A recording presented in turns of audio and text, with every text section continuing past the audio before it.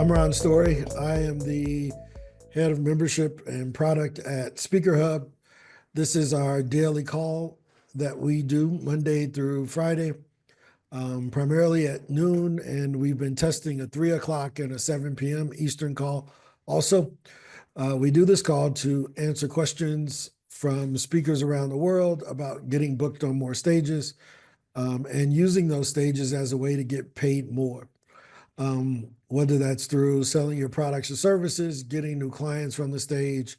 If you get paid a fee and you can do that too, grab your fee up front. But our thing is 80% of speakers make under $25,000 from their speaking. That's the CEO of the company running away back there. Okay. No. Cierra la puerta, por favor. Okay. Yeah, that's Amaya. She runs this company. I'm just her adult servant. But yeah, we help speakers to get booked for more stages. A lot of people ask us about this all the time, and how we do it. We do it through a combination of inbound and outbound. So on this call, we answer whatever questions you have, try to introduce you to other people in our community, and go from there. So Patrick, I think this is your first time hopping on one of the calls. We always, as a tradition, let newcomers introduce themselves to the community so that we can figure out how we can help you to get booked on more stages. Well, thank you very much. You've got a visitor behind you, Ron. Yeah, that's the boss. I can't get her out. She's over here making pancakes out of Play-Doh. Well, next thing you know, she'll be going to college like mine. So, well, I'm happy to be a part of this. I've been a professional speaker for over 25 years, and my friend Vernice Armour was in town speaking at Elon University, and we went and played golf, and she was telling me all about you guys and what you do, and so I was very interested. I'm a humorist and a business growth speaker, and so I'm just looking for new ways to source leads and continue to grow the business. No, it's incredible. That's what we talk about. We don't really talk about much else. It's all about getting on more stages and making more from those stages, right? So, where are you located, Patrick? Are you in the U.S.? I'm in North Carolina. Okay, cool. My family's from Rocky Mount, so Yep. I know that area pretty well. But yeah, any wins from last week? Any wins? Any things new happen over the weekend? Any new bookings? Anything like that? I always have bookings, but my last podcast was on Friday. I did a podcast on Friday, and I have bookings, and I have just stuff I'm working on, interviews this week, podcast interview for the bookings, as well as podcast recordings. No, that's cool. No, that makes a lot of sense. Any other updates before I get into my topic? Lorraine, what's up? Oh, hi everyone. Can I share my screen? I want to show something. Okay, what you about to share, man? What you about to share? Before I share, I'm sending a copy to your parents. It's all good. It's all good. So, one of the things Ron always talks about is how, the speakers that we look up to, maybe we've seen one or two of them in person sporadically. I got to see one this weekend, and two of the things he talked about is one, community, right? Community. And I think this is a strong community that we've built over the last several weeks, and some of us who've been around for a longer time than others, but this is also a dope, amazing community and collaboration. And I think a lot of the people on here who have their own podcast are always advocating and inviting other people that are a part of the community to be a guest on their podcast. So I just wanted to share that with everyone and just share who I got to see for the second time this weekend. E.T., the hip hop preacher. E.T., Eric Thomas. Dope guy. So just wanted to share that with the community here. No, that's a big deal, man. Hey, look, the great thing about it, one of my favorite musicians, he has a song called Your Idols Will Become Your Rivals, right? And the great thing about speaking is that they don't have to become your rivals. You can share the stage with them, right? And that's a That's a big thing. Speaking is one of the most collaborative opportunities because me being on stage doesn't take away from you being on stage. My message doesn't take away from your message, even if we're talking about the same topic. I'm just sharing a different perspective, right? And one of the things, Mick, good to see you. Glad you came back. Good to see you. One of the things that I'm always talking about is, well, how do we keep speakers in the business beyond 9 months? So the current half-life of a speaker is 9 months. They take a course, they change their LinkedIn title, and they never get booked. Or they take a course, they change their LinkedIn title, and they never get paid to speak. They'll be a speaker for 5 years and never get paid. Well, one of the things we want to focus on is, well, I know most people are reward based. Okay. Most speakers are reward based. So if we get the claps, or if we get the pats on the back, or if we start getting paid, we stay in the business. So what I want to talk about today, and I'm going to show Patrick how we do this. And after that, what I'm going to get into is why we can't just wait for people to pay us to talk, right? In your business, whose responsibility is it to generate revenue? Is it yours, or is it the responsibilities of the angels to throw you money because you're entitled to it? Yeah, ain't none of us entitled to anything, right? So our job as speakers is to find out, depending on what stage we are in our careers, where we can get paid for the message that we have. Patrick, when you first started off, your first year as a speaker, what were you charging? What were you getting paid? Maybe that's a better question. I made hundreds of dollars my first year as a speaker. That's good. That's good. I started off in the high school market. And so, and I was literally going out for $250 a speech. And it was a different world back then. But then I kind of evolved into more associations in the corporate market. So it was very low, obviously. But I did 100 speeches that year. So it was. That's good. It's scalable. But that's where you start, right? And I think we skip over that sometimes because people sell us the dream. Hey, you can make this. Yeah, but how much time, right? When Vernice was on, she talked about how she started, and in over 18 years, she arrived at this point that she's at now. She didn't start at her current fee base. And a lot of our speakers at SpeakerHub are new. We present them with a lot of opportunities to get paid, but if they're not qualified for those, then it doesn't matter, right? If they're not ready, if they don't have the experience. You did how many speeches in your first year? I did about 100. Okay. How many people have done 100 on the call now, have done 100 speeches total? Not in the first year, but total in their career, right? I see Mick, I see AJ, Jadika, Arain, right? Arain, let's go around. I think this is interesting. What's the maximum number you've done in a year? But as for me, I'm not sure. I don't do the best at keeping track. Maybe 20. Okay, right. Jadika? Back in the day, probably looking at if we do looking at a year, maybe about 50 for the whole year back in the day. Yep. No, that makes sense. Now, why do I bring this up? Right? Because a lot of us, we want the 1% pay. And I think 1% pay is great. I always want to make 1% pay. Right? But let's look here and let's look at our numbers here and we'll get into it. So this is a survey that we do with everybody, whether you're in our LinkedIn group, you're a SpeakerHub member, but we ask you this question. How many gigs did you do in the last 12 months?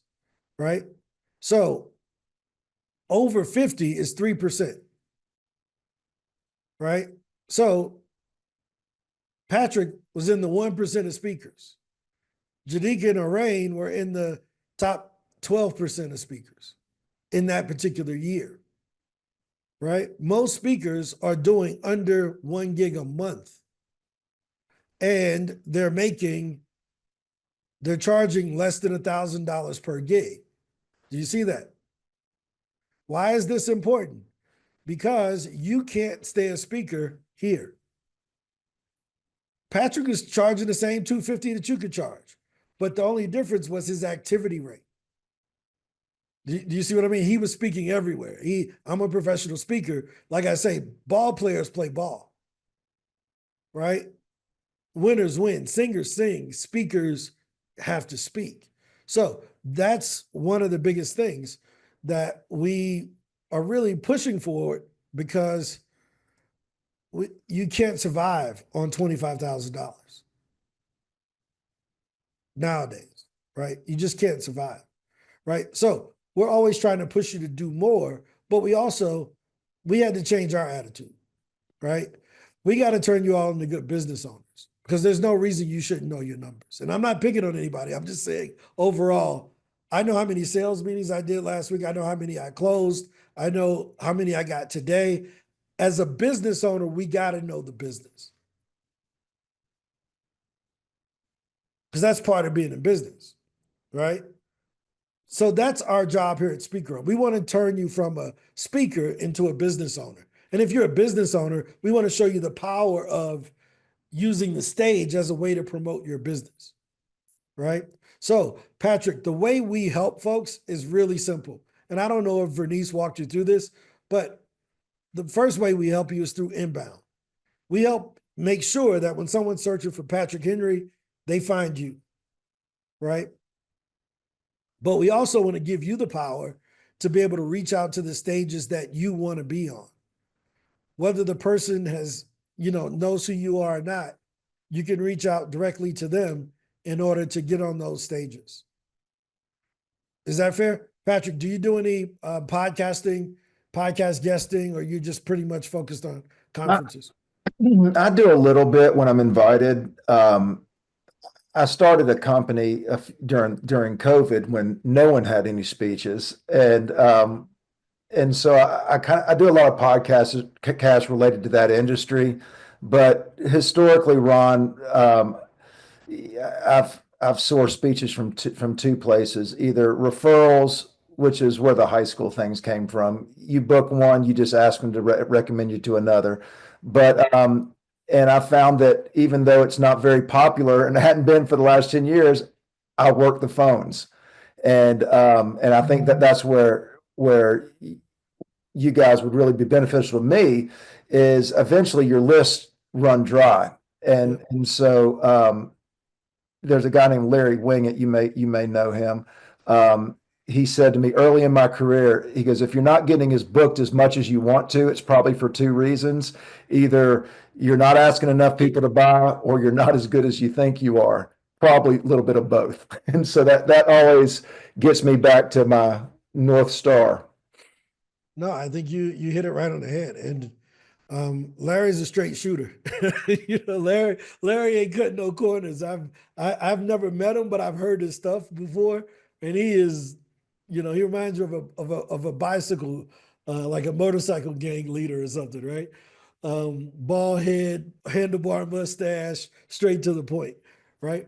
So I think that what you said makes sense. It's usually a little bit of both. We're not as good as we think we are, because we're not doing it as much as we probably should be. But also, we're probably not doing as much outreach, telling as many people as we should. So let me show you how we help with that, right? So we have a system that we call SpeakerHub Pro. And the Pro is, you can use it for proactive, for whatever you want to, whatever word begins with pro, that's what we use it for. So I come over here, and I used to run an agency in the past. So for 6 years, what I did was I had to look at people's LinkedIns, look at their personal websites, and write a bio on them, right? So I want to kind of walk you through this, Patrick, so you can kind of see what we do, right? So if you had to sum up what you did in one sentence, who do you help? It doesn't sound like you're in the high school market anymore.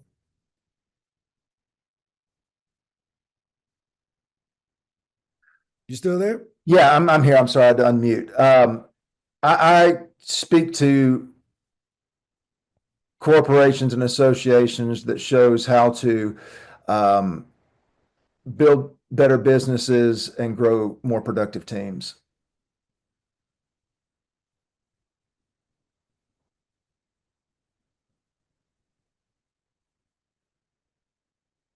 And I've got to be honest with you, Ron, my challenge, it has always been, see, I came out of Nashville. I was a Nashville songwriter and a humorist on Sirius XM radio. And so my program is full of humor and music, and it's very entertaining. And so to answer the question that I'm sure everybody on this call has, what problem do you solve? It's not always been an easy question for me to answer because there's such a big entertainment side to my keynote.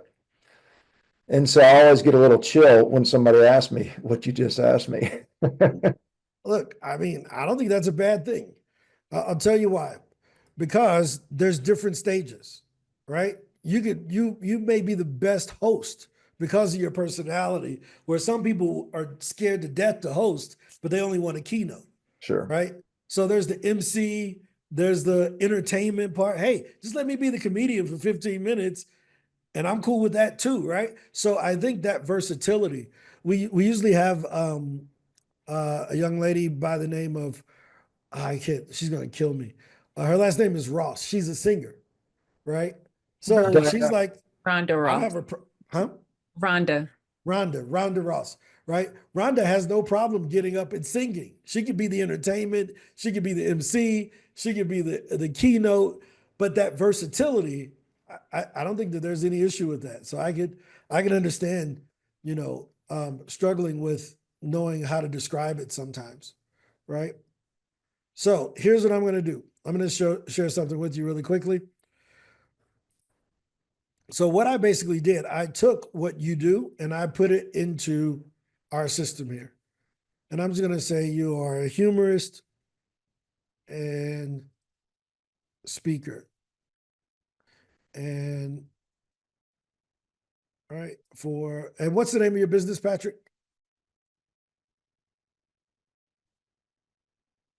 I think he's muted again.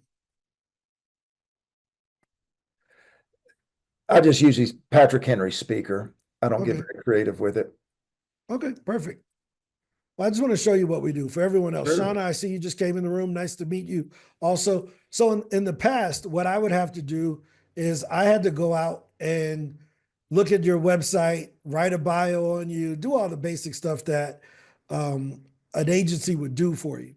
Here, what we do is we use AI in order to do the same things to save so much time so that you can reach out to whomever you want to reach out to with all of the stress of having to think through it and write the emails and all of that. And that's one of the things that I really appreciate Vernice for, because Vernice was like, yo, this saved me so much time versus having to go from page to page and look at all of these different things. So I just want to show you this, and then we'll get back into our lesson for the day, because most people haven't seen what we do. So as a humorist and speaker based out of North Carolina, I'm Patrick Henry, dedicated to empowering corporations on infusing humor and motivation into their business practices. My journey started with a passion for storytelling and understanding human connection, which I've combined to create a transformative experience for companies striving to enhance their productivity and teamwork. Does this sound kind of accurate? I sound amazing. Thank Cool. you. High five, right? So now watch the cool thing. Now, when I click on podcast, it's going to automatically start matching me with leadership podcasts that you should be a guest on. Right? So if I wanted to go on this one with Ben Fanning, I can click on it, I can listen to it, and I can add it to a list. Right? Now, all I do is click pitch. Once I click pitch, it's looking at my bio, looking at that podcast and its transcription, and then it's writing the pitch for me. So here in about 3 seconds, it's going to stop and show us the actual email that you should send.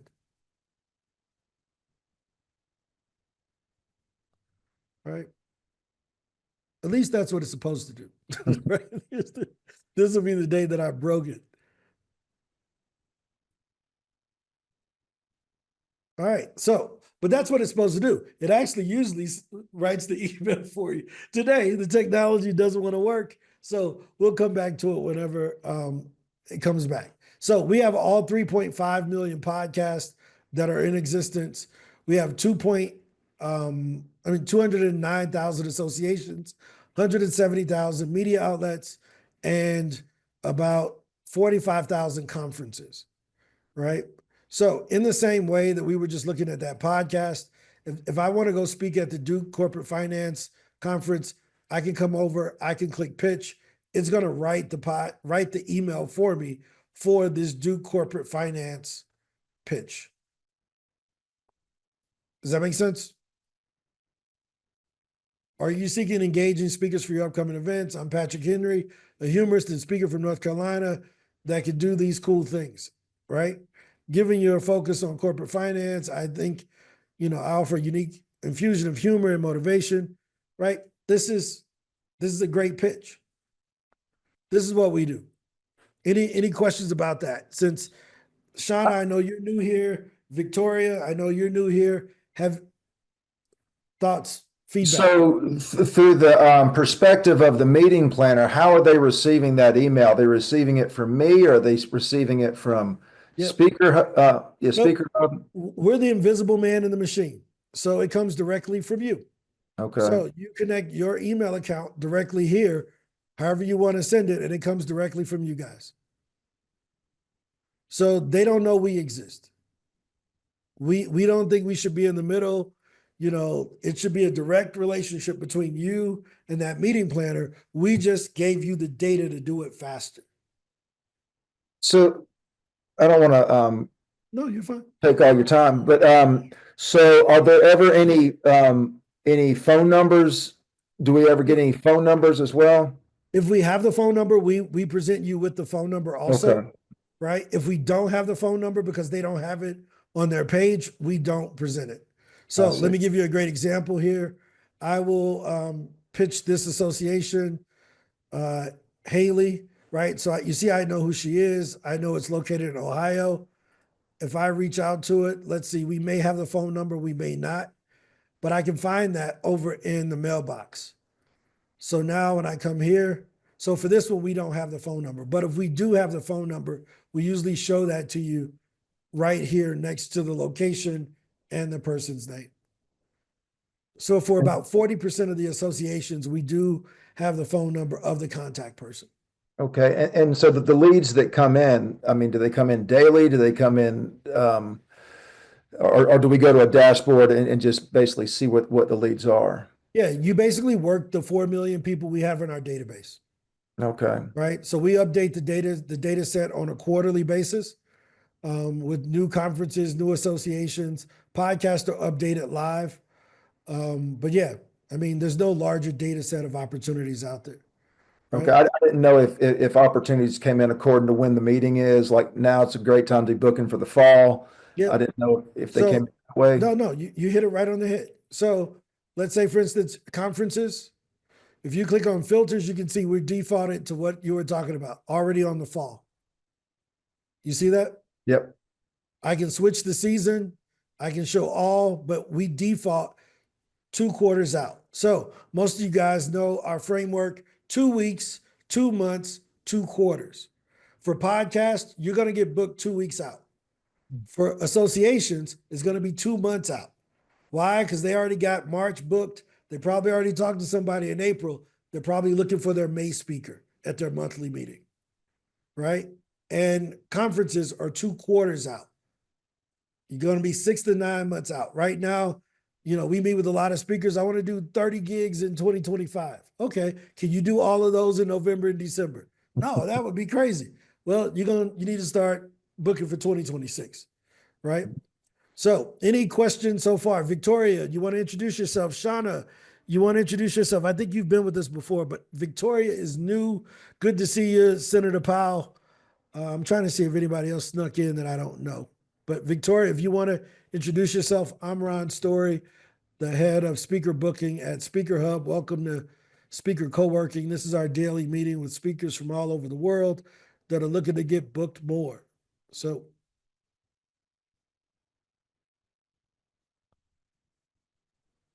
Hi, thank you.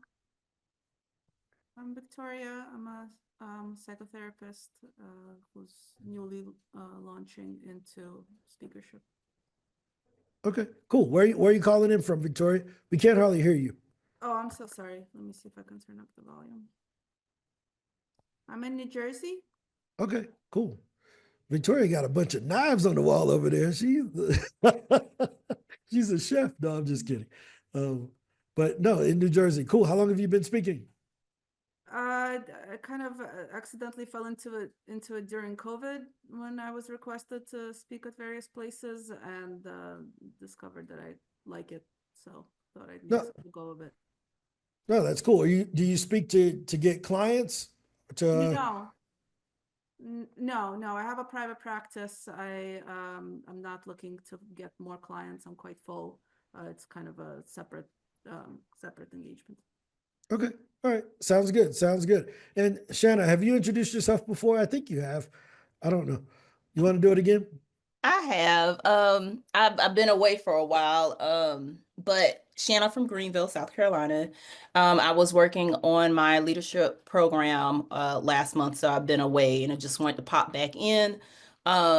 Because now that is done, so I'm refocusing back on getting back into the world of speaking engagements and just completed my executive coaching. So want to start just listening and really honing in on what my next steps are, because this was kind of helpful before when I was trying to juggle everything. But now that I have that event is over and I have more time, want to really sit and focus on how do I position my executive coaching and just finish my ebook and trying to build out a cohort and get on and speaking engagements. It's just, I got a lot of spinning plates. So now just trying to figure out how to orchestrate all of that and start looking at building a community.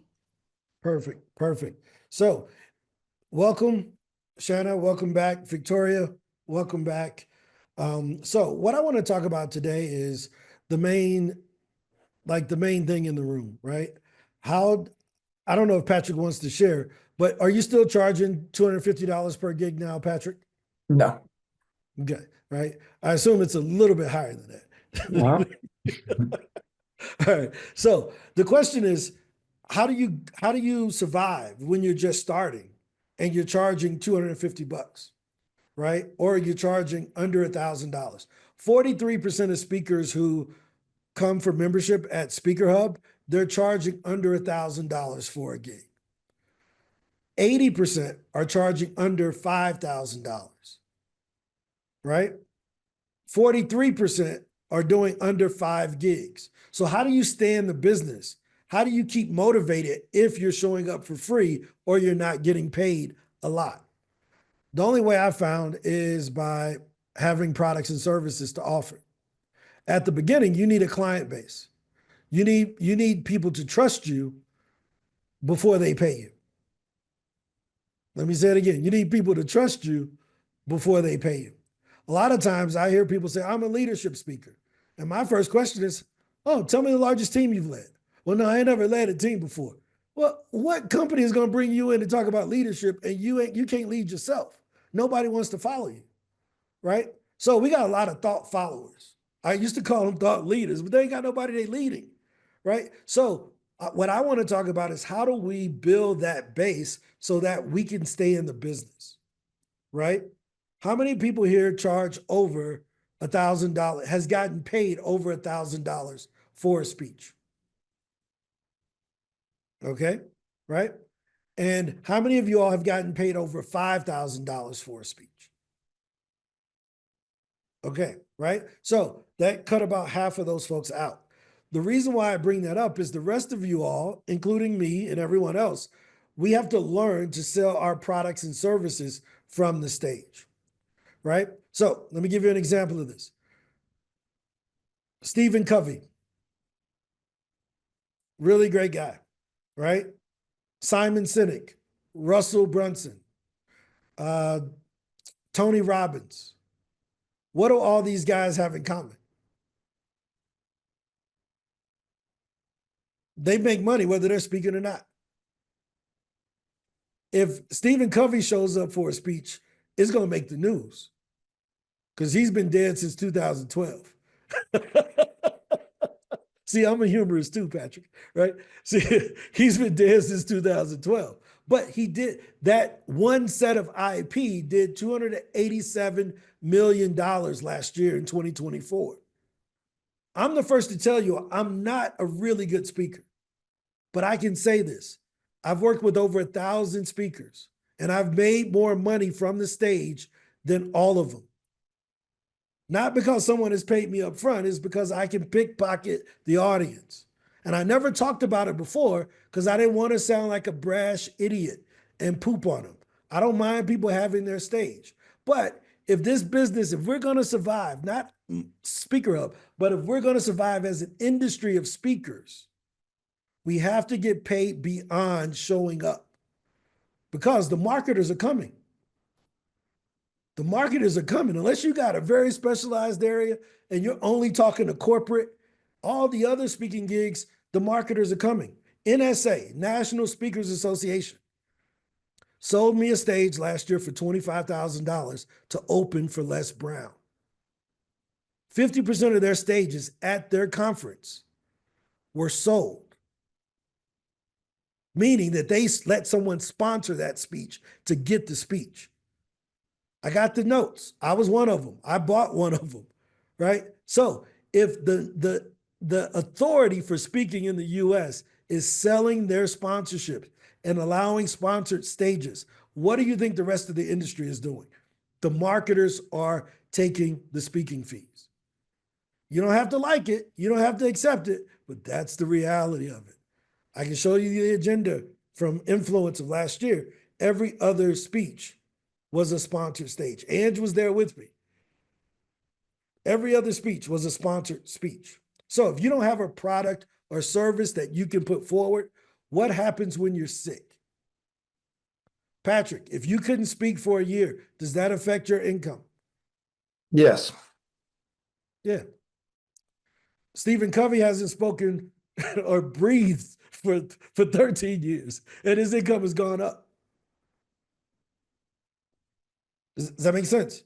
That's what we got to start thinking about, guys. I don't want you 75 years old still hunting for speaking gigs.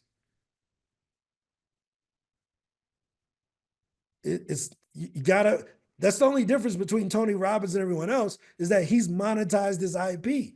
The other folks are great speakers, but they still looking for speaking gigs. Tony's like, dude, I never speak again. My company still keeps growing. Is your IP, your intellectual property, monetizable? I think everybody on here has something that they can monetize intellectually. Because speaking is only one modality of your intellectual property. You can turn it into a book, which is the one most people go to first. But the problem with that is you're selling it for $10. Got to sell a lot of books, right?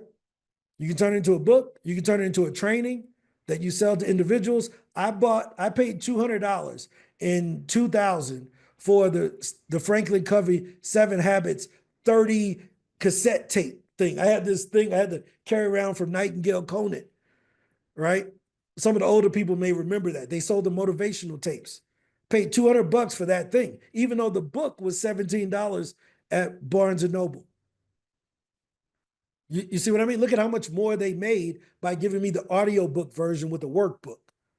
But that also can be a workshop. I could do a lot. They could do a live event around it, right? Let's look at it. Look at all the different manifestations of one piece of IP. If we don't adjust to this, Franklin Covey, right? So one book, but they have a way for you to use it to develop your leaders, build a winning culture, get breakthrough wins, improve your own effectiveness, even if you don't have a team. But everything is around that same 7 habits. Do you see this? When I go to you all's website, is there a way for me to try out what you do for free? I can try out their 80-20 analyzer. I can get the free guide. I can get the leadership report. I can even go to the free conference.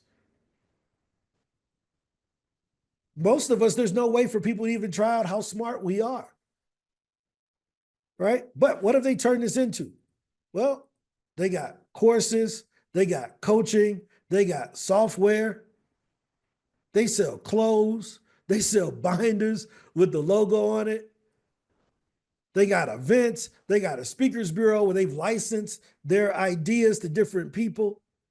Now, let me tell you something. How many of y'all ever heard a boring speaker? I may be one of them, right? Right? But wouldn't it be great if Patrick had a joke writing formula that he could teach speakers so that they could be better on stage and be more engaging? Everybody wants to be funny every once in a while. You don't need to be Cat Williams, but at least how can I learn joke writing in order to be more engaging on stage? That's a skill that most speakers would pay for.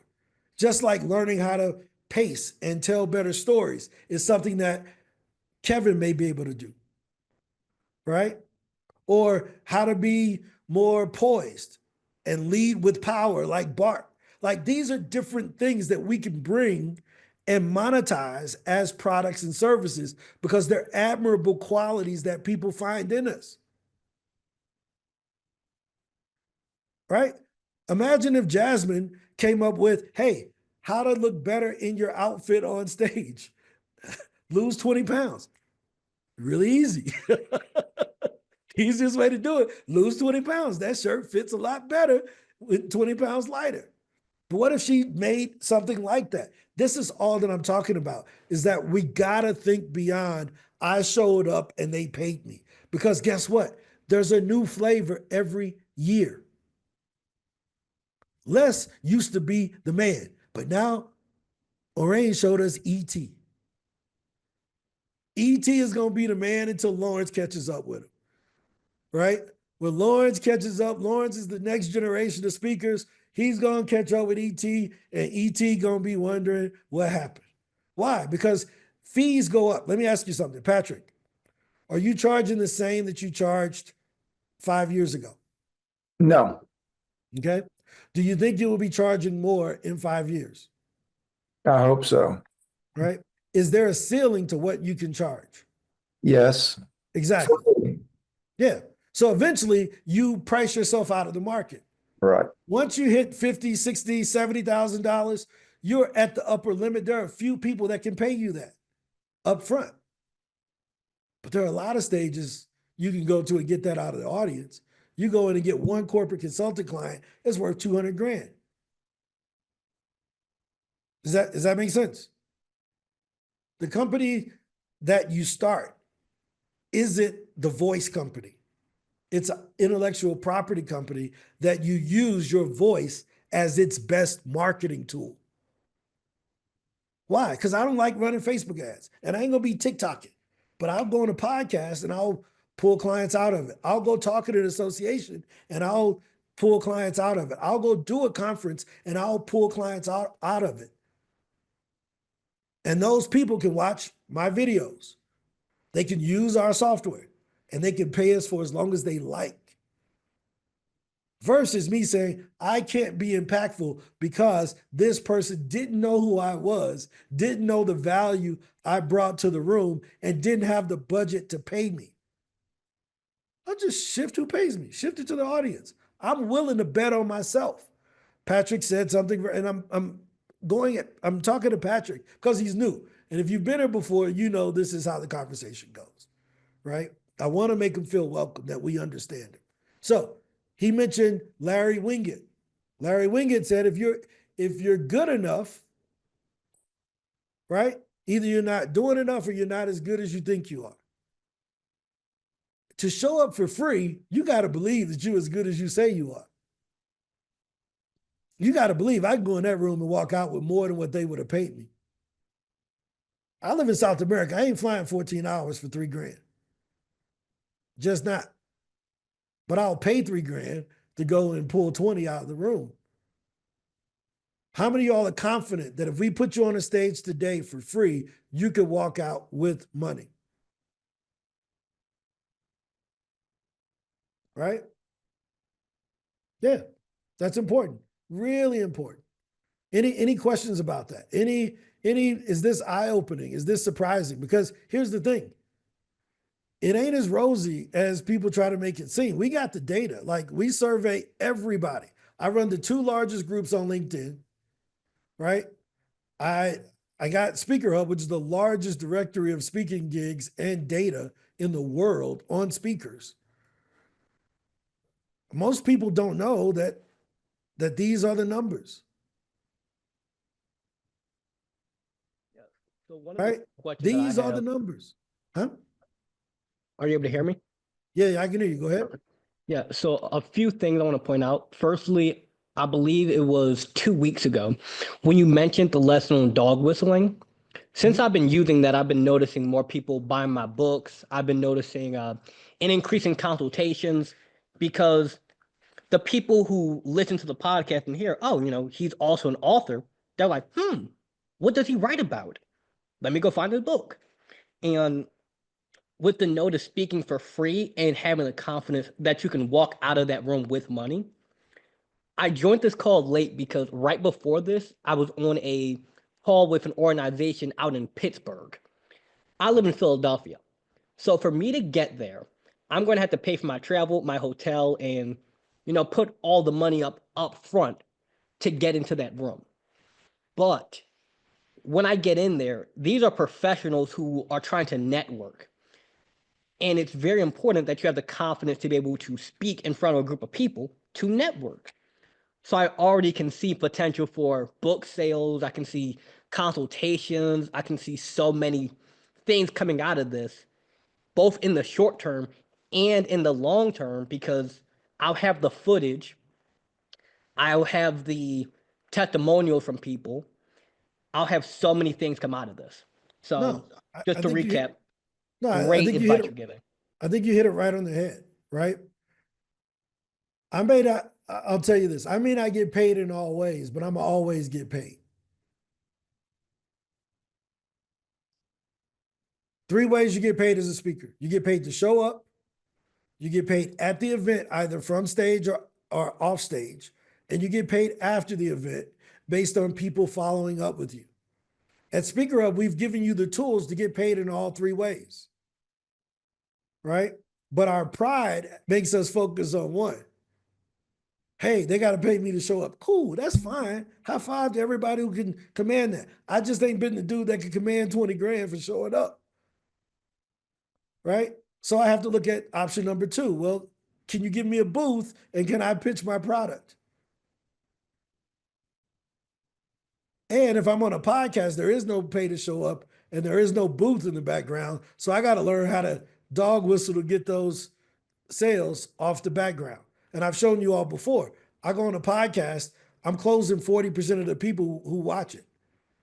And we got proof. I showed you that, right? So I go in here, I pull up a podcast I was on, 32 people listen to this podcast with Pam. Only 32, right? That's really important. Why? Because when I go over to pro.speakerhub and I log in, I can see that 8 people bought. Now, out of those 32 views, 10 of those are me showing it to y'all on here. Every time I go in there, the view count go up. It's me. But I can see my 8 referrals that came in from this code that'll show up in a couple seconds, right? I can see there are my 8 people that came from that link that's right there. This one, we got 73 paid customers out of 164 people that watched it. Now, I'm going to introduce something today that you'll be hearing about more and more and more going forward, right? It's called group referrals. What do y'all think I'm talking about with group referrals?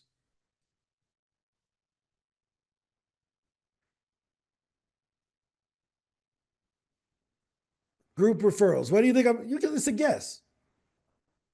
Anybody want to guess? Yvette? AJ? I'll take What a are guess and say that it's just when you have a group of people who all decide to sign up. Like if somebody referred 3 friends. Okay. All right. That's a good guess. It's not quite there, but Yvette? Yeah, no, I would think group referrals might be there's a couple ways to look at this. I'm thinking if you're in a group or you're referring an entire group of people and that have something in common. Okay. Anybody else before I give you the answer? Hey, this is Shanna. I would say probably group referrals will be almost equivalent to like a cohort experience. Like you're just trying to get a group of people together and you're just trying to do like a one-stop shop. So reach out to an organization or company and say, hey, if you have 5 or 10 people, I want to put them in for X amount of dollars and just do them as a group and whole. Okay. So is there any guarantee that a referral is going to buy from you? No. No, right? But what's the most important part of a referral? Well, now I have another idea on what that could be. Okay. I'll say like, let's say you own a company and you refer your entire company, like they decide we're going to sign up everyone in our office to use this service. Okay. That's one perspective. So let me explain it. The most important part of a referral is the referrer. Would you agree with that? The most, if AJ sends me somebody, if somebody says, man, I came because of AJ, I think about it different than if it came from Google. Because AJ already knows what I do. When I looked at Patrick's profile today and he mentioned it on here, that he came from Vernice, I look at it different than if they came from ChatGPT, because the referral, the person who referred them probably already cued them into what we do. Is that fair? Right? Now, here's the cool thing. How many of y'all would be excited about going on a podcast with 20 downloads? Like you would just be super duper excited. Most of us wouldn't be. 2 of us would, but most of us wouldn't be. But if I told you I have 20 qualified referrals in the room that are qualified for your product that I'm willing to introduce you to, how many of y'all would hop on that Zoom without any question? Every one of you. What's the difference? The way you think about it. Why? Because the podcast host is a referrer. He's introducing you to their audience. But our egos get in the way and say, they ain't got enough downloads. Yeah, you don't believe you're good enough. Because if you're in the room full of somebody, he gave you a warm referral. Today, I bring on Jadika. Jadika is good at doing these things. I believe she would be a benefit to you all. That's why I brought her on my show. At the end of the call, you should learn how to relieve pain without taking medicine, blah, blah, blah. Jadika. Now, whose job is it to show up and to give the best speech to those 20 referrals? It's Jadika's. Does that make sense? Because if it was 20 live referrals, we would do it. The only difference is that a podcast is asynchronous, which means they're not all watching it at the same time. But that's a huge advantage because I still get referrals from podcasts I did in 2022. So is a group referral like a team or organization or a group of individuals that will be participating at the same time or always? A group referral is when you have someone introduce you to an audience. Okay. If I'm a host of a podcast, the people, they're not random listeners of my podcast. They trust me. If I'm an event host, if I host a TED Talk, those people in the audience trust that I was going to bring quality speakers. If I'm the association head of NAIFA or FINRA, or the different groups I used to be a part of, we trusted that monthly they were going to bring speakers that were beneficial to us. It was the marketing person's job to vet the speakers. Do you see how that mindset shift changes how we approach it?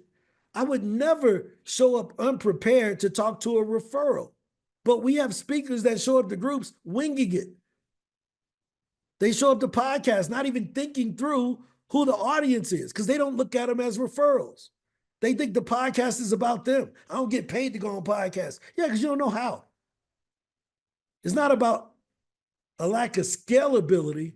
It's a lack of skillability. You just don't have the skill. Go get the skill. Yes, and one thing I want to say on that right there is when you position yourself with the skill, people will come from that. Like a few weeks ago, I did a podcast where I I had it had 50 views on the entire thing and it's been up for a few weeks. But someone reached out from Florida and they're like, I really want to get you in here. They just don't have the position to do it yet because they're a teacher there. It had to go through the board members. But if let's say, a consultation, people have booked consultations from podcasts. They bought books from podcasts because, like you just said, the person doing the referring, which is the podcast host, that is someone that they already view as qualified to put someone in front of them. And the long-term benefit of the podcast is it's up forever. Exactly. You No, could I get think benefit. I think you hit it right on the head. It's the same thing, right? So it's our perspective a lot of times. Now, again, this is coming from somebody that ain't famous, right? I ain't known for being a speaker, but all the speakers come to me that I know, right? They come to me and they say, man, I need you to help me to make more money because that's all I know. I just never stunted on people about it, right? Because what they say, man, had one speaker tell me, I get paid to speak. You got to speak to get paid. As if I was supposed to be offended. I ain't offended by that. High five, bro. Cool. I ain't offended by that. Like, I ain't ashamed of that. We all good with that. So all I'm saying is, I can help you if you stick with us, right? For those who are lifetime members, y'all stuck with me forever. But for everybody else, you will win by showing up and learning to sell from stage, offering your products and services. Because that way, it don't matter what they think you're worth. So there's an example right there, Ron. You see your daughter? Yep. She's preparing to be on the podcast. She went and got her hair comb and she's putting on her lipstick. That's Right it. there. She's preparing for, she knows what the thing is. No, I just want to also chime in that when I go on a podcast, because I prepare, I go on their podcast, I see their mannerism, I see how they ask, when they ask, what they ask, and prepared. And they are convinced that I am lifetime listeners to their podcast because I prepare and the ease with which it comes through. And then now, being that way, they're more easier to refer you to someone because they think you've been a part of their audience for years. Right. So they're going to say, you know what? One of my listeners, is a guest on my podcast. She's good at this or good at that or good, you know what I mean? So it's very, very important. I take everyone seriously as, they're giving me $100,000. That's how I go on the podcast, thinking I'm getting $100,000. And when I come off, believe you me, it does pay. Well, here's the cool That's thing. how we should look at it. Well, as long as you're getting paid to speak, you're trading your time. And the minute that you can't go do it, you're unemployed. I'm serious. Like, the minute you can't, right? So let me give you a great example of this. There's only two ways to get paid more as a speaker. You could raise the number of gigs you do, or you could raise your fees. Is that fair? Anybody know any other way if you're getting paid up front? Raise the number of gigs, raise the number of fees. Well, Patrick already mentioned that there's a ceiling to the fees. See, baby. One thing that popped into my head is well, hold on for a second, Lawrence. Let me finish this. So you can raise the number of fees, or you can raise the number of opportunities. Well, Patrick already mentioned that there's a limit to the number of fees. He can't, like, only certain people can get $200,000, $300,000. Most folks, you Barack Obama, Michelle Obama, I mean, you way up there if you're doing that because you're selling tickets and you're selling out a lot of tickets, right? But here's the other thing. If you're speaking once a week, you're in the airport 3 days a week. Do you think I want to be gone from her and only see her on Saturdays and Sundays? See her and her brother every once in a while? I love my family. I leave the house 2 days a week. I'm with them all day, every day, right? I ain't about to be gone 52 weeks out of the year, 5 days a week, because I want to be a speaker and I don't know how to make enough money from selling my products on virtual stages and other stuff. Hell out of here, man. That's a loser's life, right? I just don't want that life. Now, there are certain people that take their family on the road with them. High five to them, right? But my son's in school.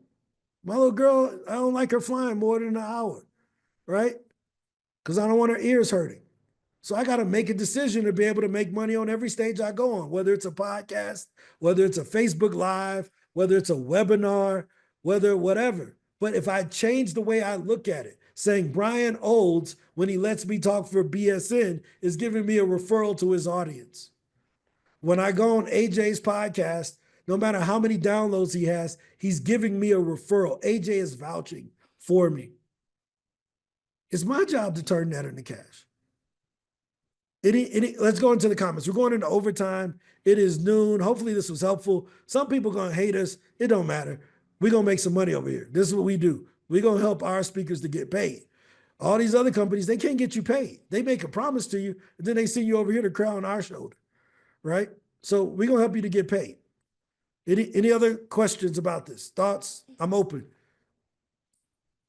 Yes, I would say that a really big thing I've noticed lately is going into it with the mindset of building the relationship before you even think about talking about the money or the potential financial aspects, because people want to do business with other people, and often I've noticed that places I've spoken at, they're used to getting treated as a business rather than being treated as Mark or treated as Sarah, who might own the business, but they're used to being treated as a business, not a person. So we can get a lot more benefit from going in and treat them as a person, just a simple how's your day, and Yeah. ask them what made their day good goes a very long way before talking about any kind of money. Yeah, I mean, I think in this case, it takes the money out of the equation. Now you don't have to ask me how much do you get paid for this gig, or do you have the list of speaking gigs that pay? Because I'm tired of people not wanting to pay me and all this other stuff. Like, dude, can you just go get your own bread? Yes, And it don't matter what they pay, because you can just go get the money you want. Bonnie, what's up?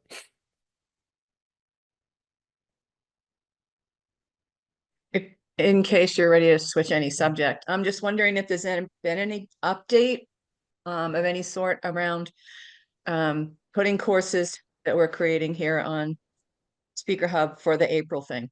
You Yep. mentioned it a little before, and then I missed a few days, and I'm just checking in to see if I missed anything else. No, so the course thing is still coming out in April. It's not ready yet. When it is ready, we will let everyone know who has a lifetime account with us.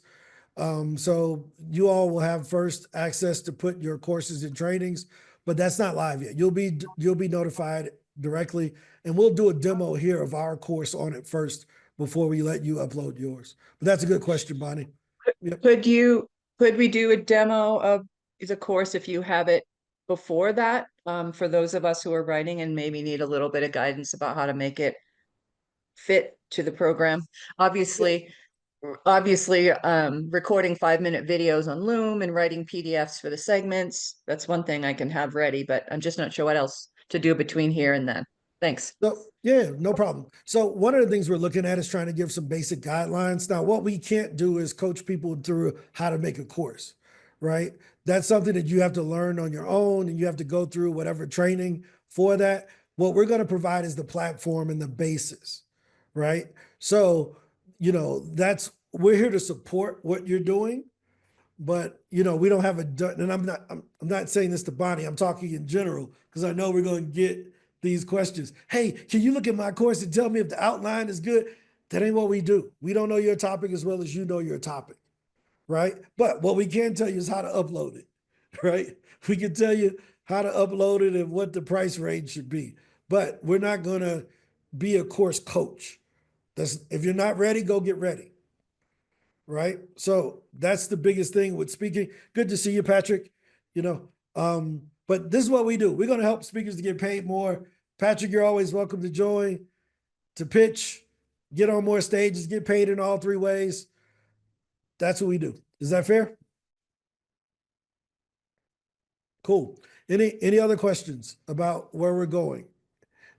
What's your thoughts on this direction? Because a lot of us, we want to speak more, but we're competing with everybody for fees. Well, if I could just knock down that fee door, you can go talk anywhere. I like the way you said that that's a group referral. I never thought of a podcast that way. That gives me a little bit, that puts it a little more in perspective for me. So that's a good way of putting it. Because you're right, there is a lot more credibility when someone you know and trust gives out your name. Yeah, 100%. They invite you on to talk. Here's the other thing. Me and AJ was talking about this weekend. When somebody comes to me from a podcast, how much time do you think I got to spend convincing them or telling them about the Speaker Flywheel? Very None. little. Very little. They already won it. Well, they've already heard it. They spent 45 minutes and then they went and looked me up.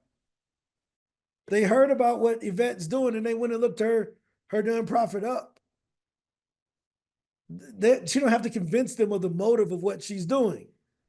They already know because they heard her for an hour beforehand or 30 minutes beforehand. They're already pre-sold. And you ain't have to do no TikToking. You ain't have to do none of that. You ain't have to learn Facebook ads. You use the most powerful marketing tool that you have, which is your voice. Who is better at selling you? You think a 30-second Facebook ad is going to be better than a 30-minute interview about you and what you're doing? What do you think people are more willing to pay attention to, an interview or a webinar? Yeah, interview every time because they nosy. They are nosy. What they talking about, right? More is caught than taught. So we're going to make it easier for you guys. I know this probably wasn't a normal conversation, but we gotta, look, I used to fight the bad music. Now my vendetta is against poor speakers. I don't want to hear advice from speakers that ain't making money. Why? Because the marketplace dictates your value. That's what I was told. If what you're doing is valuable, the marketplace will pay for it. If nobody has paid you, add more value. Or find someone who values what you're talking about. Maybe the event planners don't value what I talk about. But the accountants do, the financial advisors do, the lawyers do, the consultants do, the marketing advisors do. Why? Because they can take my advice about getting on stages and they say, dude, teach me that. How you get 30 leads from 50 people? How you go into a room and buy them all lunch and walk out with $20,000? They ain't have 20 grand. Yeah, the company didn't have 20 grand to pay me. But them individuals in there, they all had 2 grand to pay me.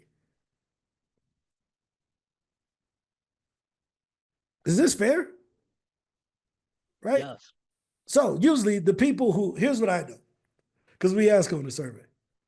The people who want to get paid up front is usually, they're fighting for that because they ain't got product.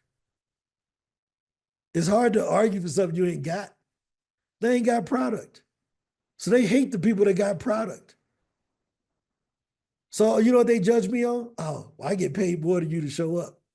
Bruh, let's not play this game. I don't want to play this game. I ain't that dude. Right? Because they thinking of their highlight. I got paid this once. Let me show you the difference. Here's the thing. A business, what's the lifeblood of a business? Repeat customers? Yeah, leads. If you don't have leads, you ain't got a business. Does that make sense? If you don't have opportunities to speak, you're not in the speaking business anymore. Does that make sense, Yvette? Is that clear? 100%. Okay. Which business is better, Chick-fil-A or being a speaker? Chick-fil-A. Why? I get hungry every day. They got leads every single day, right? And people willing to pay to make them hunger pains go away. We got YouTube with a bunch of knowledge. They can get a speaker for free. We got ChatGPT, right? But the way that you overcome that price barrier, which is free, is to say, yeah, I want to show up for free live. ChatGPT can't come give this talk. And then you get the money out of the audience. YouTube ain't showing up to give the talk. Your favorite YouTuber ain't coming. I'll come though. Is this making sense? This opportunity is huge. Now, because you just didn't know how to promote your product. You thought you had to go and be the smartest person in the room. Nah, every speaker I work with is a better speaker than me. They are. They got all the roids, CSP, OBGYN, whatever other letters they want. They all better speakers than me, right? One of my cousins, she's a speaker. She's an OBGYN. That's why I joke about her. Her name's Ebony. She's an incredible speaker, right? But she a gynecologist first, right? She's a better speaker than me. When you're helping people, they don't care how bad of a speaker you are. All they care about is, can you take away this issue I got? Yeah. Is that fair? Yes. Can you help me to get rid of the problem? I have a marketing problem. I didn't understand all the stuff you was talking about, but you said you could get me more leads. Can you come explain that to me? I got an organizational problem. Can you show me how to mind map and get my stuff together? And I'm having a hard time building my construction company. Can you come in and help me with my contracting so I can get more contracts in my construction company? Jadika, my back hurt and it's screaming for Excedrin. Can you show me how I can can you teach my girl how to give me a massage to ease this neck pain I got? Do you see what I mean? That's what we provide value. So we're going to scare away a lot of folks, guys. But we're going to get. You won't Right. scare away, you won't scare away the people that is instrumental in, aligning with the vision of what you have here. Oh, 100%. They say anything that is false will fall away. I agree with The you. saying. So, continue the people that sees the value, know the value, will be, if I didn't see the value, if I didn't believe in, starting, I've spoken on a lot of stage, but in a different arena, tons and tons of stage in a different arena. But I do understand the importance of this type of arena. Okay. And the other arena that I'm there saying, I'm going to change your life in a very different way. Mhm. I'm going to change lives here, yes. But at the time, I already gotten my money from somewhere else. I was paid for that behind the scenes to go do that. This Exactly. way, I'm looking to get paid. So it's a different approach.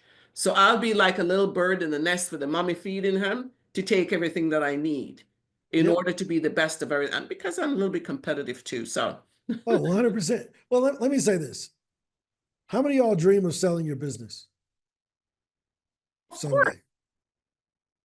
Right? Most people get into business because they want to sell it. When we hear such and such Bob Johnson became a billionaire, not when he owned BET, but after he sold it. Right? Most people make their money on the exit of the business. If you're the primary revenue generator, how can you sell it? That's called slavery. When Steph Curry can't shoot the basketball no more, he's of no value to the NBA. All the work he's done in building up the NBA's brand and the Golden State Warriors brand, he's a high-paid employee. He has to make the shots. But if he doesn't have the shoe contract and all the other things he's doing off the court, he can't sell. He can't say, look, I got this contract with the Warriors. I'm going to give it to Bart. Bart, you can buy my playing contract in the NBA. That ain't how it works. Yeah, it's a brick. He already missed. I already saw. He already saw it. I saw this thing. You know, Angel Reese got a. If y'all watch basketball, Angel Reese got a McDonald's meal, and this dude on Instagram went and bought it from McDonald's, opened it up, and he took 3 bricks out the bag. The funniest thing I ever seen in my life, because Angel Reese can't shoot worth nothing. He was like, dude, I paid $11 for 3 bricks and a Coke. But that's a whole other thing. But moral of the story is you want to build something that's sellable. I was able to buy a SpeakerHub because it was sellable. Do y'all know who the previous owner was? Most people don't. You know why? Because he was invisible. The business worked on its own without him.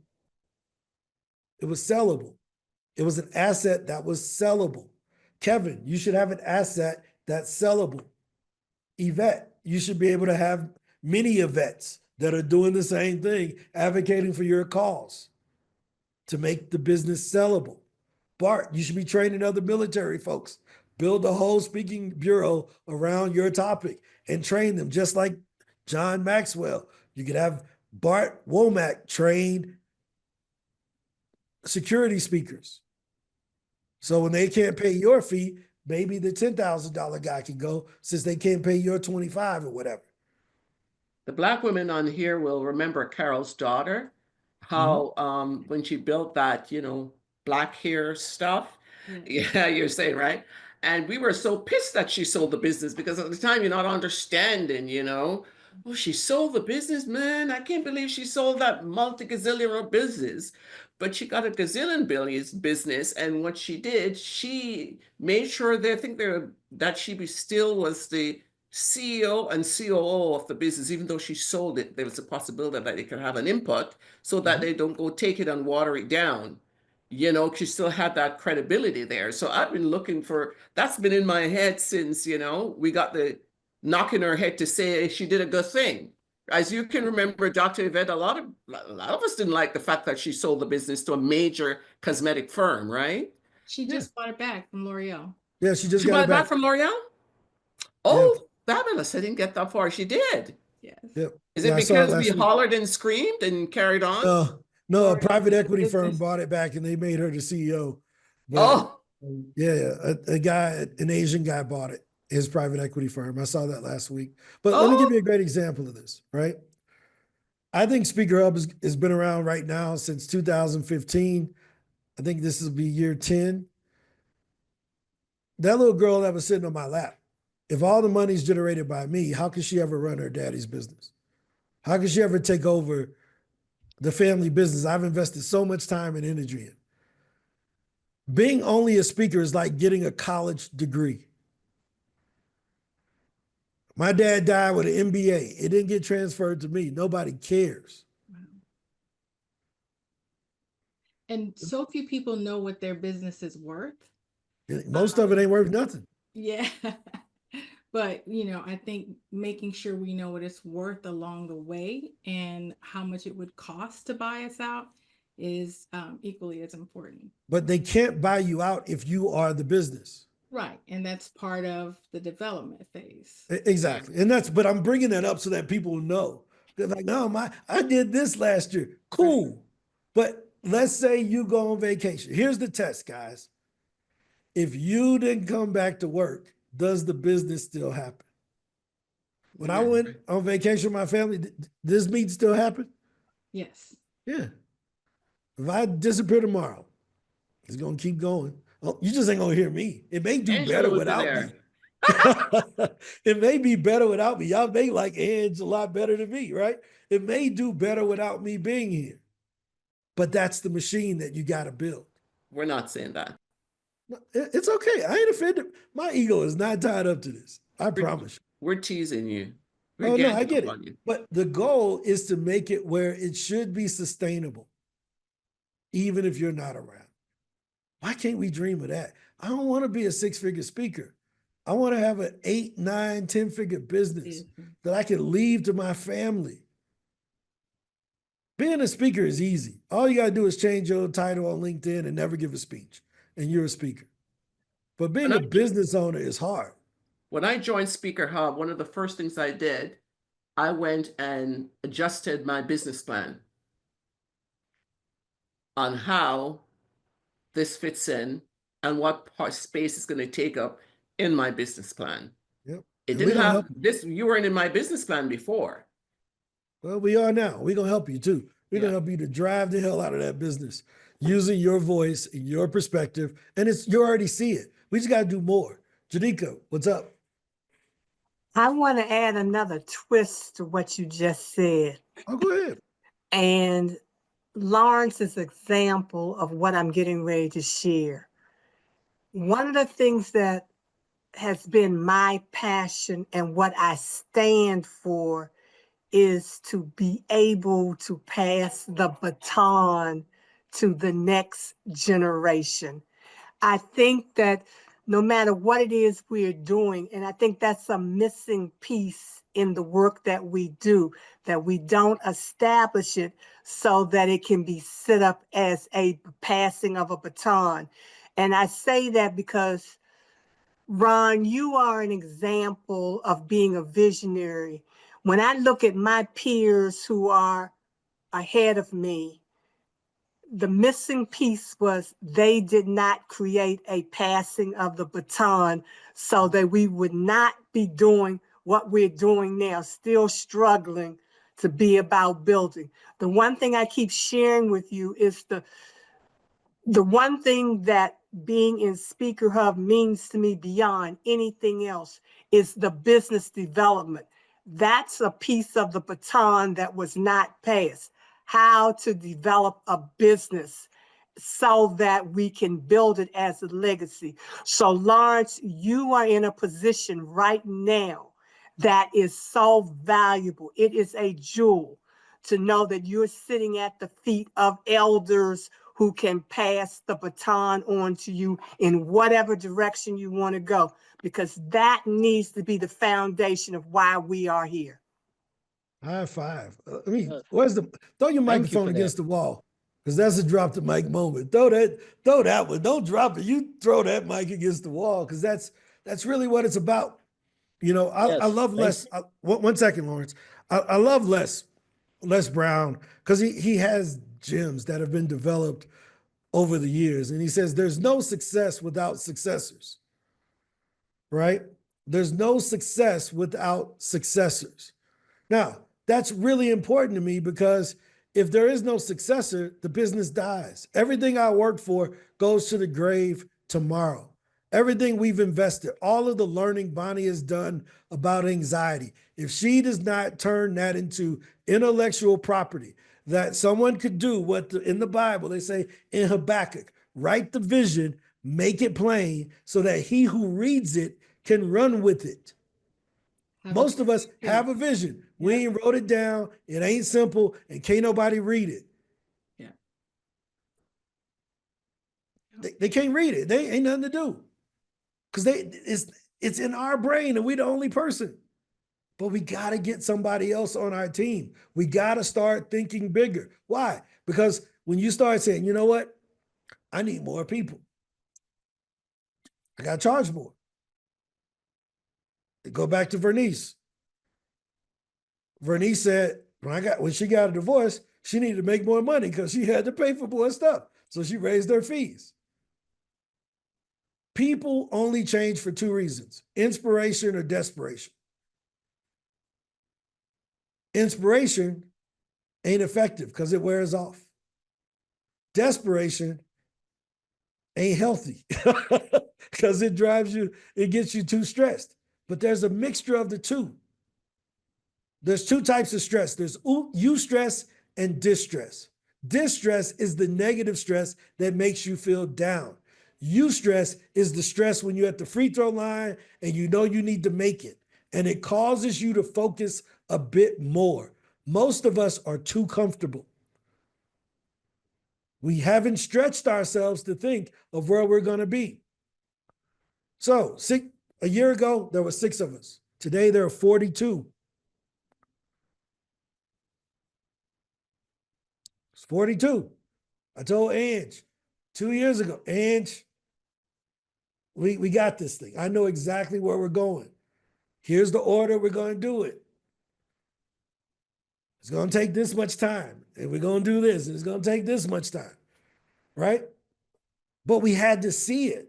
I couldn't say, man, if I ain't rich by tomorrow, fuck this. That don't work. It just don't work. It just don't work. That ain't how life works, guys. It's work. That guy said he had been speaking for years for $250, but he did 100 of them. Lethea did 173 her first year. Russ Bernstein did 133 last year. Is this making sense? Like I'm just saying but what happens when you can't do that many? What happens when you can't do 100? What happens when you don't want to do 100?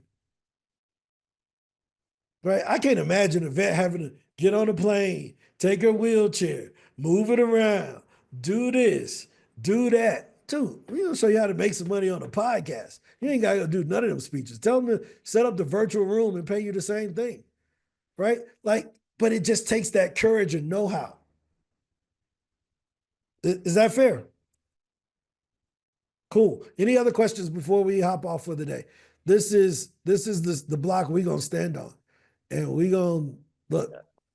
So I just want to mention the fact that when you were saying earlier that you pointing out that speaking is a hard thing to do and how that's going to scare away the people who are just trying to get paid up front, I think that's actually a good thing, because the people who only want to get paid up front and focus on that highlight moment of this place gave me, let's just say $15,000. This place gave me $15,000. And they gave me that up front and I'm just this big shot. Those are the people who don't last because. Well, I mean, they get 15 grand, they last. Trust me. If somebody gave you 15 grand like, every month, you're gonna still be doing it, bro. But true, let me say this. Hold on for a second. Let me just say this. I'm not attacking those who get paid up front. I think you should get paid both. If they're gonna pay you up front, but it shouldn't be the only way. Does that make sense? It shouldn't be the only way. I am not critical of anybody. My examples were Tony Robbins, Russell Brunson, Stephen Covey. They all got paid up front, but they were smart enough to build the other assets off the stage. So let me make sure. Don't send me no email. Well, I don't care about that. All I'm saying is I know my people. My folks are the hustlers. My folks are the people that can sell from stage. That's who I am. Nobody's ever given me 20 grand to show up. So I can't talk about how to negotiate that. I can talk about how to set up the meeting for you to negotiate it, but I don't know that. Okay. Yeah. Well, my point wasn't about like being critical but hold of on, it. Hold on. You don't have to defend it. I'm just letting you know. I want to make sure for everyone else, right? So 30 seconds before we hop off. Go ahead, Lawrence. Okay. So simply the importance of having both aspects of it, because yes, it's a great thing to get paid up front, but it's also a really great thing to have the ability to go in there. And like you mentioned earlier, you go in there not paid to be there, but you walk out with 20,000 from the audience. Yeah. I mean, the speaker fee is no longer a barrier to the message. Does that make sense? The speaker fee is no longer a barrier to the message. What a vet talks about is so important that a speaker fee should not be the barrier. Now, should she get paid? Yes. But if she's like, well, dude, I don't need the money up front. I'm going to get this out the back. I'm going to get this. I'm going to do this. I'm going to figure out how to get this other thing.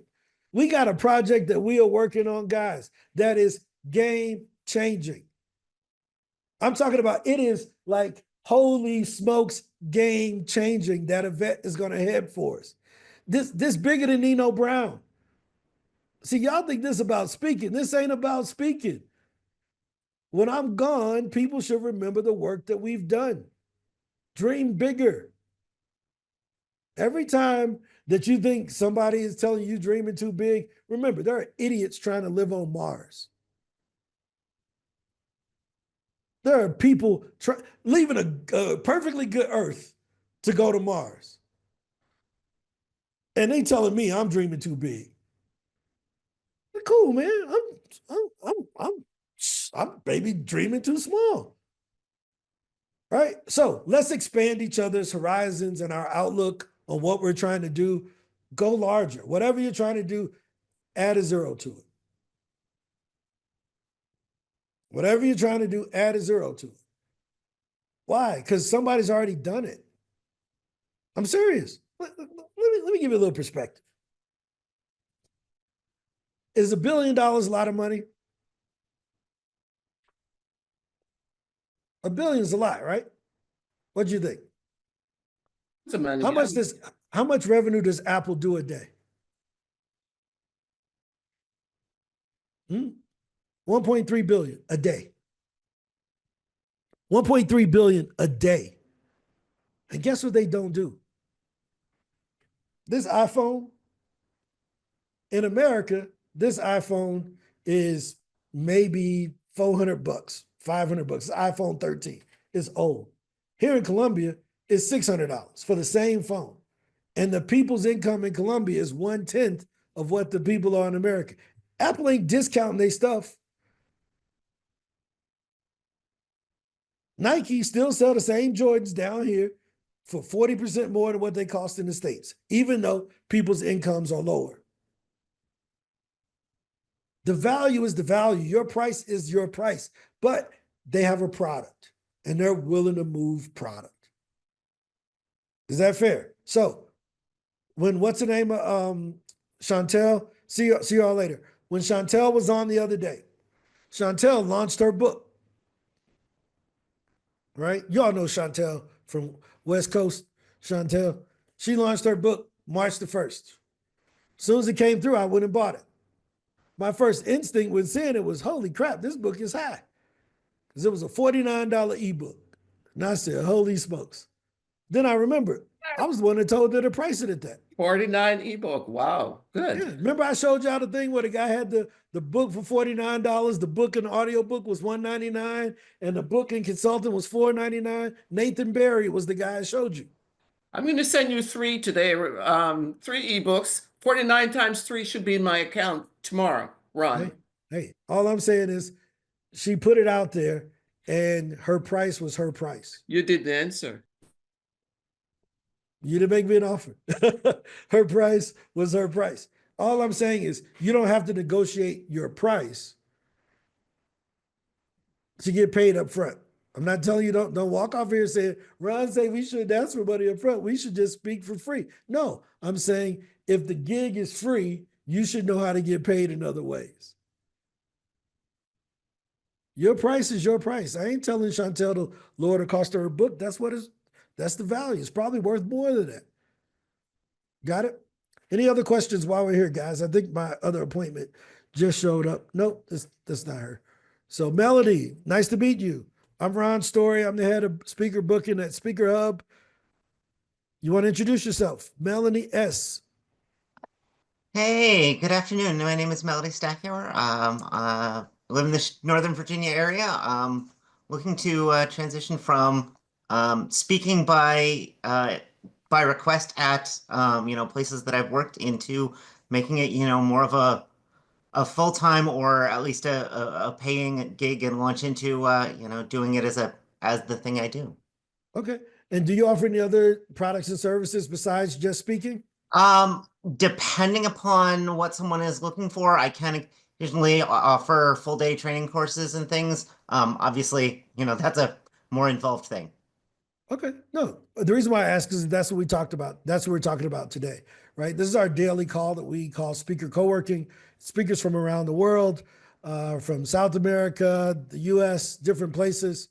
I don't know where Ann McNeil is traveling today. She may be in Europe, but there's speakers around the world. All we do is get paid to speak, right? And a lot of us make the most of our money speaking to get paid, which is two different things. One is where you get paid to show up. The other one is where you get paid when you show up, right? Meaning you get paid from selling other products and services. 90% of the speakers who make the most money get paid after the show, not to show up, right? So that's what we teach. That's what we lean into. So that was the origin of my question. How do you get booked now, Melody? You know, right now it's all word of mouth for me. Somebody knows somebody who wants me to come speak, or somebody at a place that I am, have, or do, or might work says, we would love to have you come speak. This is kind of the topic that we're looking for, and we go from there. Cool. And what's your topic?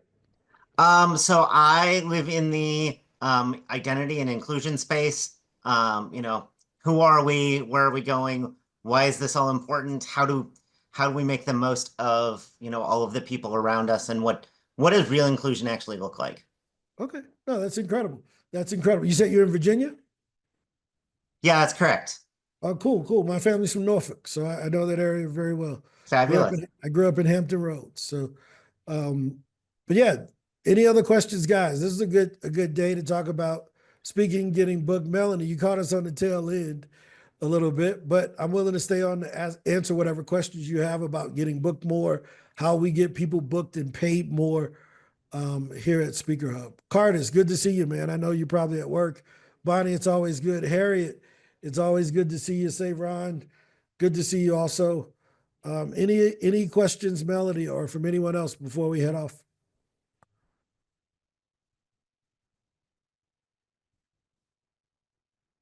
No more questions? Melody, do you want to learn more about SpeakerHub? I'm willing to stay on with you. Absolutely do. I would love to stick around with you. All right, cool. So if everybody else want to hop off, I'll see you all later. I'm sure you don't want to hear about the Speaker Flywheel for the third time today. So I'll walk Melody through it. If you want to stay on, and you can do that too. I'm totally okay with it. Yeah, so Melody, I'm the head of speaker booking at SpeakerHub, and what we primarily focus on is getting speakers booked on more stages, right? And we do that with the process called the Speaker Flywheel. And here, I'll share that with you. You can kind of see how we do it.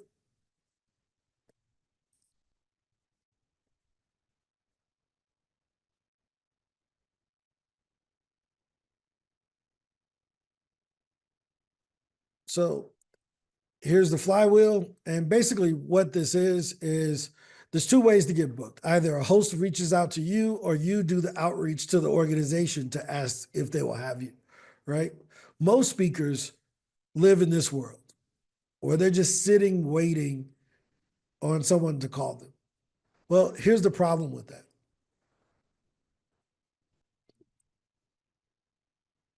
75% of speakers are speaking less than once a month.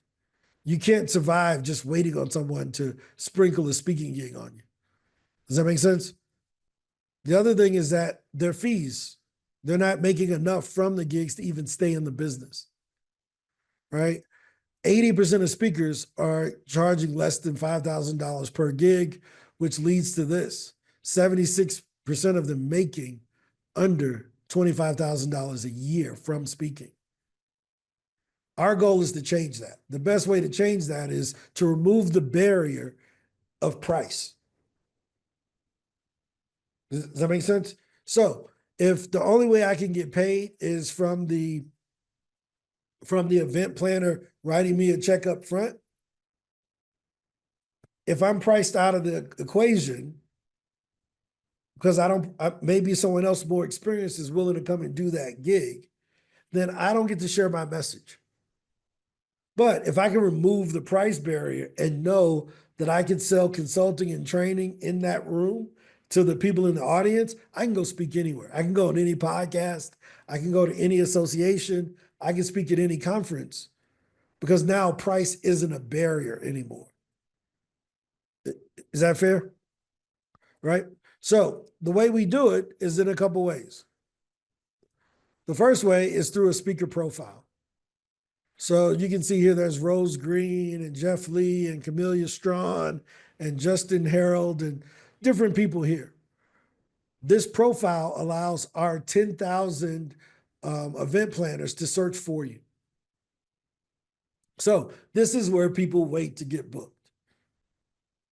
They make way less money than our people who proactively pitch themselves on podcasts. So you can see so far this week, just today, Bart has reached out to 56 opportunities. John has reached out to 45. Chantel has reached out to 33.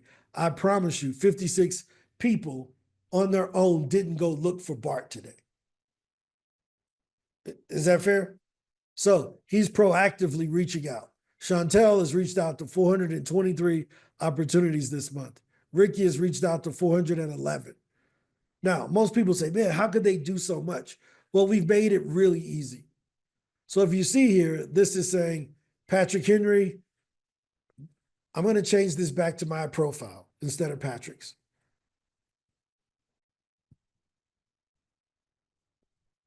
When I used to run my booking agency, I had to go and read everybody's LinkedIn, go and check out all of their bios on their personal webpage, and then write a bio for them. So I help speakers to get booked for paid speaking, podcast, interviews, and press coverage, right? I used to have to go to their web pages and make sure that, make sure that I understood what they did in order to write a bio. Now with AI, I can do that in 15 seconds. So look, no hands. In 15 seconds here, it's going to rewrite our bio, and it's not going to be about Patrick Henry anymore. It's going to be about me. So give it a few seconds.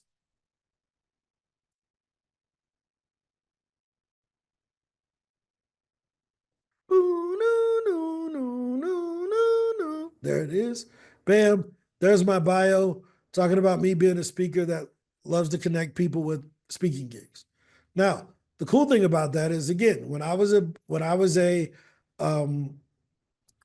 agent, I would have to go and listen to the podcast to find the ones they would be a great match on. It's already suggesting that I should be going on marketing podcasts. So the AI is doing a lot of the agent work. So as you see, I can listen to the podcast. I can add it to a list if it's one that I want to go on. And all I need to do is click pitch. So the agent is looking at my bio, looking at the podcast, and doing what I used to do. It's now writing the email for me. And there it is. This is how Chantel is able to reach out to 400 opportunities. It's a powerful thing if fee isn't a barrier. Well, we don't want to pay you $5,000. Cool. I'll come and speak and I'll leave with 20 because I'll get 2 people out of the audience to have me for a workshop at their company. Is that making sense, Melody?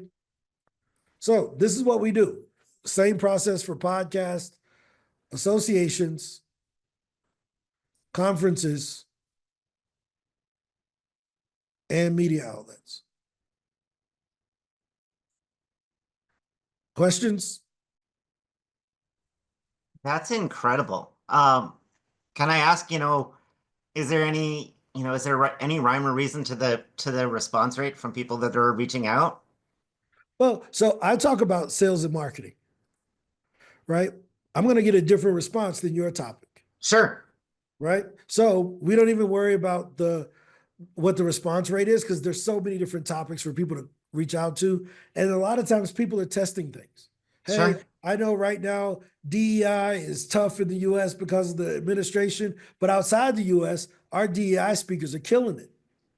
Oh, good to know. In Europe, nothing has changed because he ain't the president of Europe. Right? Right. You see what I mean? So it depends on, he doesn't control podcasts. DEI podcasters, they're more popular than ever because they say, well, we don't have a voice there. Let's come talk about it here. But if you can get paid the same way from a podcast as you could from a regular speaking gig, there it is. For sure. Does that make sense? Absolutely. No, that sounds phenomenal. So this is what we do. This is how we help people. Yeah. I mean, what other questions you got? I don't know. I'm sure. I think the biggest thing is the questions will percolate as I get into it and get moving. Right. Yeah. Yeah. I mean, one of the things that I would encourage you, we do these calls every day at 12 p.m., 3 p.m., and 7 p.m. And the best way to kind of get the vibe of it is where you can ask the different folks. Everybody hopped off because we were an hour over, like 45 minutes over. But you could ask them, hey, look, how's this working for you? Right? Have you been doing this? Cool. If, you know, now I'll tell you, the people who get the best results from us aren't the people who saying, well, nobody wants to pay me $5,000. That's not our fault. Nobody wants to pay me to hear my message. That has nothing to do with us. Right? I mean, I can't imagine walking down the street saying, nobody wants to pay me for my software. You would tell me, make it better. Like, or change the price, find out a different way to get paid for the software. So when you think of your business from that perspective, we're saying, well, maybe they don't want to pay you for the speech, but they'll buy the books. Or if they don't want the books, they'll buy a workshop. Or maybe they don't want an all-day workshop, but they'll buy a course. Do you see what I mean? But it's your job to position your intellectual property in the center and then have different modalities for how people can experience it. I love it. Got it? So this is what we do. I don't have a hard sell for you. I don't have a hard pitch. I'm a big believer in showing people what we do and then inviting them into the community so that they can kind of get familiar with, you know, how people are using it. And then you can make your own conscious decision that this is what I want. I love it. Does that make sense? It does. It does. Cool. Anything else? That's all I have for the moment, I think. That's awesome. Yeah. Come back to one of our calls. It's 12 noon every day, or 2 or 3 p.m. noon, or 7 p.m. Okay. 12, 3, and 7 every single day. Got it? Anything else? And same link on everything, or? Same link. We use the same link for all of it. Awesome. Yep. I look forward to seeing you at another call. You can talk to more speakers, and then you can decide if it's, you know, if it's a tool you want to use in a community that you want to be a part of. Why? Because this is all we talk about. I don't believe in free speech. I believe you should get paid every time you open your mouth. I love it. I love it. That's amazing. All right. Talk to you later, guys. Take care. Bye-bye. Thank you.